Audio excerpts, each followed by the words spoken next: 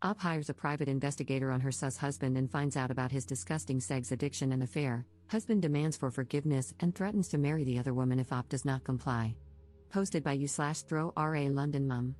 My husband, 47M, and I, 44F, have been married for just over a decade, and it has been, for the most part, a loving marriage centered around our two beautiful children. Of course, I've had grievances. He travels a lot for work, is constantly glued to his phone, and sometimes abruptly pops out for errands that he has always been incredibly vague about. Initially, these didn't concern me too much. He has a very demanding job that has allowed us to have a lifestyle I never thought possible, enabled me to leave work to be with the children, take us on wonderful holidays, and send the children to a great school. I always felt that complaining to him about his work, phone, computer, and random emergencies would be selfish, considering everything he does for us. However, 2 weeks ago, I started getting really suspicious after I found a condom in the inside pocket of his blazer. There was no reason for him to have it there, as we only ever have sex at home, and frankly, it isn't something we do as often as we used to.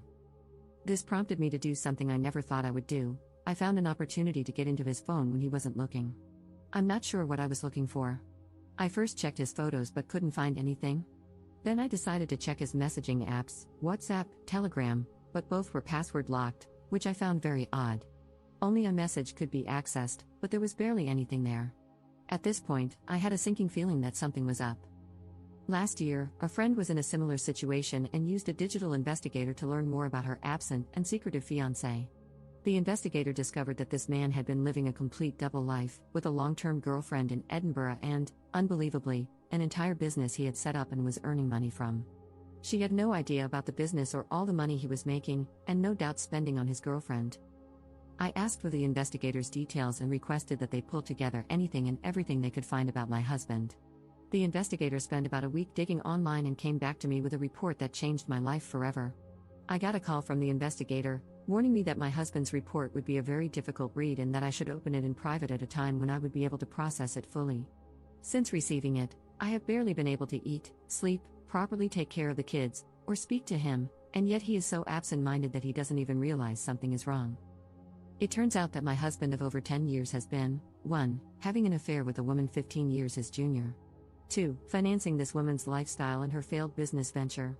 3. Attending sex parties with her, where they have sex with other partners. 4. Posting in a revolting online sex forum, including pictures of his privates and details of his addiction to porn and escorts to his creepy online friends. And 5. Based on his posts online, he has clearly been spending thousands on escorts as far back as 7 years ago. I have no idea where to go from here. I don't know what to do. I have no idea how to confront him about this or if I should see a lawyer first. I know the obvious decision is to simply divorce, but our children are 9 and 7. I have loved him since we first met 14 years ago, and I know that I have a place in his heart too, in spite of these actions. If he is truly an addict, then maybe there is a way to get through this if he agrees to treatment? I am a complete mess, and I can't talk about this to anyone in person just yet. Any advice you have for me would be really appreciated. Relevant comments. Commenter. You are allowing your love of a cushy, expensive lifestyle to cloud your good judgment. You deserve better, and your children deserve a happy home, which this will never be with a parent who is any kind of addict. You will lose respect for yourself if you stay. Your peace of mind will have been sold for 20 pieces of Gucci. Get through the holidays any way you can. If your husband becomes suspicious, blame it on holiday stress. Give your kids one last nice holiday season. Right after the first of the year, call a few divorce attorneys and interview them. Bring the investigative reports. Hire the one with whom you click the best. Follow your attorney's advice to the letter. They're an expert, that's why you hired them. Don't listen to family, friends, or strangers on the internet. Get yourself into individual therapy to help you deal with the betrayal. Have your children see a child therapist to assess whether they need ongoing care. Be kind to yourself. You've only just found out about a massive betrayal. You didn't know, but now that you do, you're taking proactive steps to defend and care for yourself and your children. Your husband is on his own. He can get into therapy or not, it's not your problem, and don't take it on as one. Your plate will be plentiful with your business and that of your 2 children. Wishing you and your children a peaceful and joy-filled 2025 as you move together into a new life. Ops response. Thank you so much for this comment. This was one of the most useful ones I have gotten, and I truly took it to heart. I have yet to get into therapy, as I simply haven't had time for it yet, but I am planning to the moment things start to slow down a bit. Update 6 weeks later. This is an update to my original post from around a month ago. Firstly, I'd just like to thank almost every single one of you who has commented to offer me advice or messaged me privately. I took a lot of advice on board, especially from a legal standpoint, and this has proven to be of great benefit. I apologize for my long absence and lack of replies. I hope the update below explains it. I chose to wait until after New Year's as I did not want to rob the children of one last Christmas and New Year's holiday as a family. In the meantime, I researched solicitors and sought recommendations from trusted friends. Rather humiliatingly, after much urging on this website, I also scheduled and went through with an STI test. It was horrifically embarrassing, but I am relieved to say that it came back negative. I don't know how I could have coped if he had gotten me sick because of his revolting actions.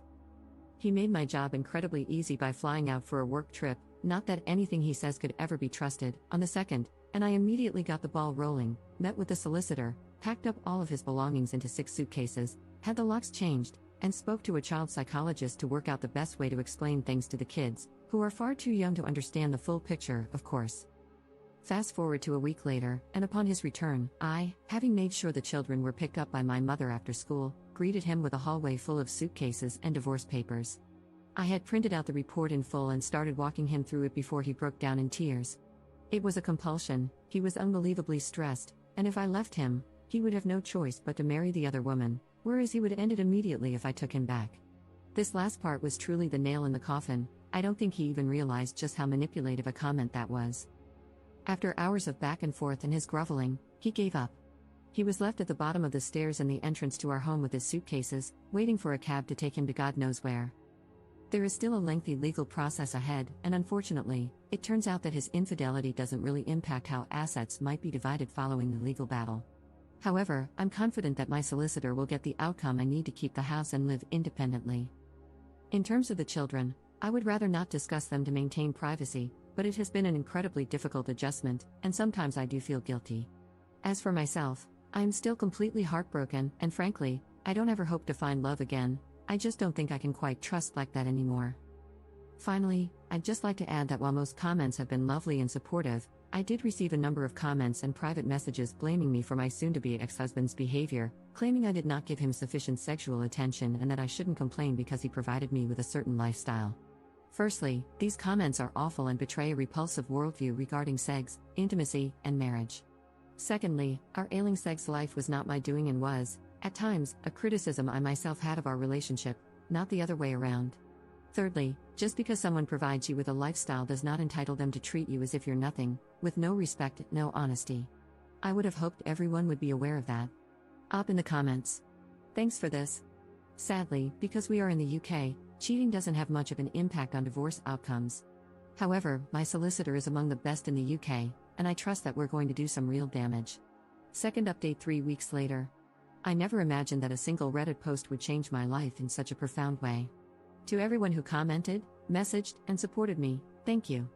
Your advice, encouragement, and even tough love gave me the clarity and strength I desperately needed. I'm truly sorry if I appeared to have ignored some of your comments and DMs.